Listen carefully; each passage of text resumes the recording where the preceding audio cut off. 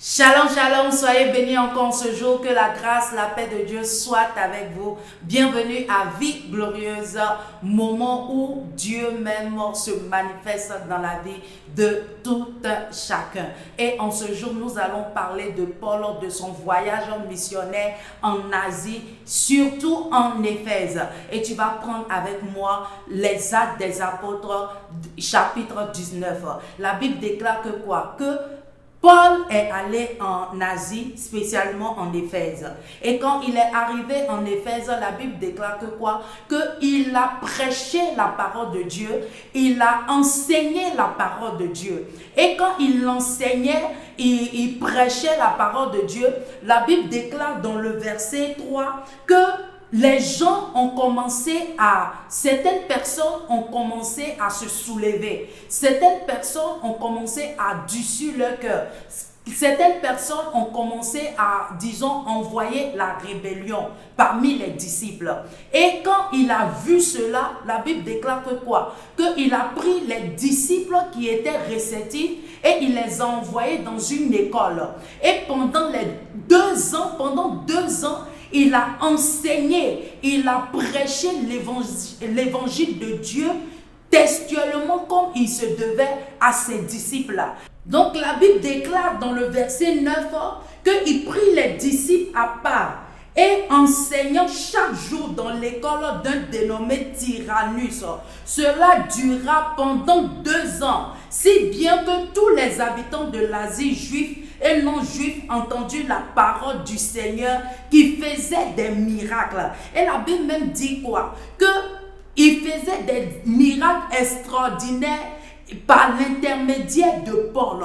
Parce que quoi? Parce que Paul prêchait la parole de Dieu et il enseignait la parole de Dieu pendant 2 ans.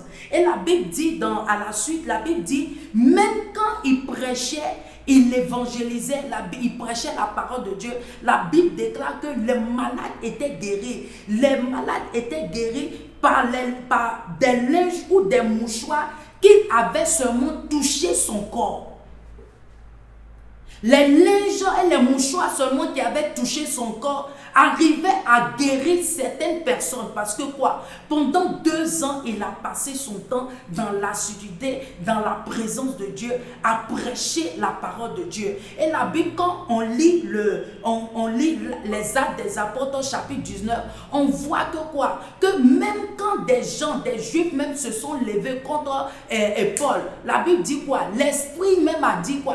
Qu'il connaît Paul, mais eux, ils ne les connaissent pas. Et la Bible dit quoi? Que dans le pays d'Éphèse là, dans ce pays-là, pendant 2 ans, il y a eu des miracles, il y a eu des prodiges, il y a eu un changement, il y a eu un renversement, disons, il y a eu une présence de Dieu dans la vie de tout un chacun.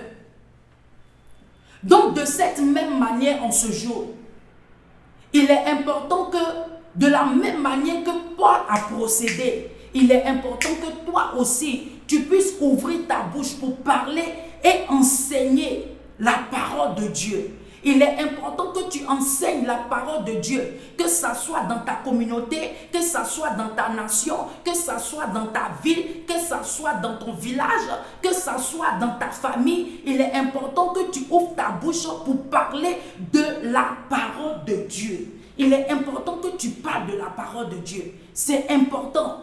Parce que même si tu es dans une maison et tu vois que, par exemple, je peux dire, tu vois la vie, par exemple, du monsieur ou bien de la dame, ou bien, par exemple, de tes enfants qui ne vont pas bien, la Bible déclare que quoi? Tout a été fait par la parole.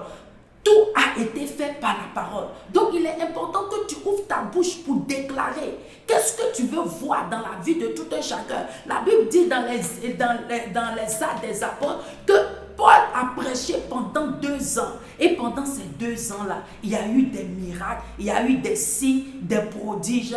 Et la vie de tout un chacun fut changée. Même les esprits impurs même étaient chassés. À cause de quoi? La parole de Dieu.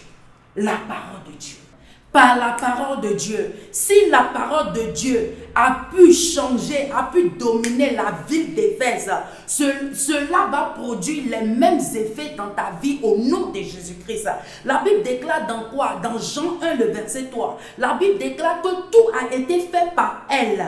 Et rien de ce qui a été fait n'a été fait sans elle. Ici, la Bible est en train de parler de quoi? La parole de Dieu. Donc, il est important que tu ouvres ta bouche afin que tu puisses appliquer cette même parole qui va changer ton monde, qui va changer ton environnement, qui va changer ta situation, qui va changer la vie de tes enfants, qui va changer même toutes les choses qui se trouvent autour de toi, que ce soit dans ton village, dans ta communauté, dans ta nation, quel que soit même dans ta ville, dans ton quartier. Il est important que tu puisses ouvrir ta bouche et pouvoir élever ta voix et commencer à parler. Parce que quoi?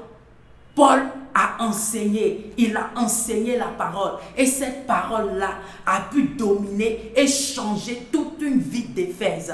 Si ça a pu changer la vie d'Éphèse, c'est pas toi ou bien moi que ça ne pourra pas changer en ce jour. Alléluia.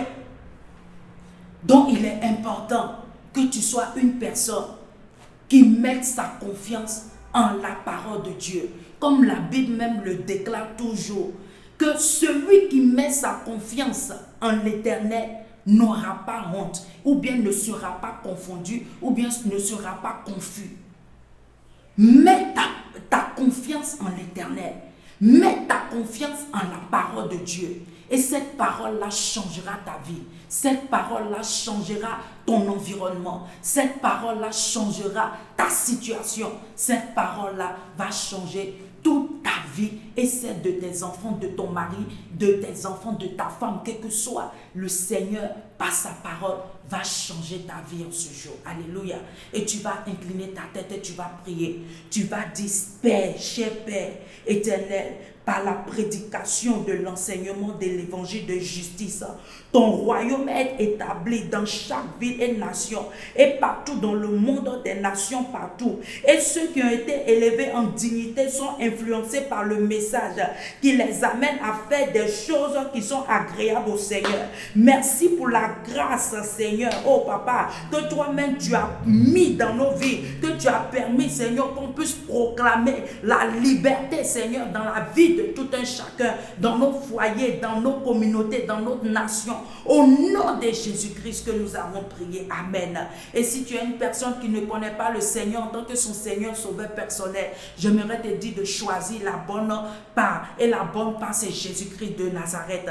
Et tu vas répéter après moi. Tu vas dire, Seigneur Jésus, je viens à toi tel que je suis. Je sais que je suis un pécheur. Je sais que je fais des choses qui ne t'ont pas glorifié. Pardonne-moi et délivre-moi en ce jour. Éternel, merci Seigneur de tout ce que tu fais. Sois glorifié, sois exalté. Je te confesse comme mon Seigneur sauveur personnel. Merci Seigneur de faire de moi une nouvelle créature. Au nom de Jésus-Christ que j'ai prié. Amen. Si tu as fait cette prière, sache que tu es né de nouveau et le Seigneur est déjà avec toi. Si tu n'as pas de Bible, tu peux aller dans une librairie pour payer une Bible, ou bien pour peut-être dans la rue il y a des gens qui vendent des Bibles. Tu payes ta Bible et tu commences à la lire. Cette parole-là sera une lumière sur ton sentier. Alléluia.